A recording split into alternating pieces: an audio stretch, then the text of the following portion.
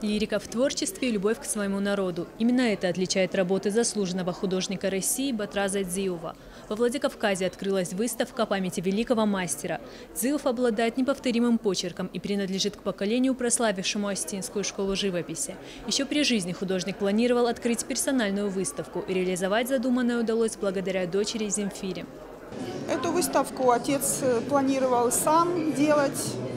А когда его не стало, то это обязанность перешла на меня. Когда я вошла в его мастерскую, я, честно сказать, растерялась, потому что там работы огромное количество. И я полгода была занята только тем, что я отбирала работы на эту выставку. И в итоге получилась выставка на 2 этажа. Окружающая реальность в работах Батраза отражается в позитивных тонах. Он поэтизирует горы, изображает дух своего народа. Дзиув работал как живописец, как театральный художник, как график и книжный иллюстратор. В своем творчестве художник показывал жизнь обычных людей, пытаясь запечатлеть все ценное, что накопила духовная культура осетин.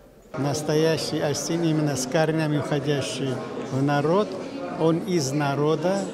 И вот он жизнь осетинского народа передал в таком позитивном, лирическом, с теплотой. Путь художника к славе был непрост. Его долгое время не признавали на родине. Но талант и упорство взяли вверх. И сегодня работы Батраза Дзиува представлены во многих городах России и зарубежья. В нашей республике выставка продлится до конца августа. Мадина Сханова, Евгений Маркин, Осетия ТВ.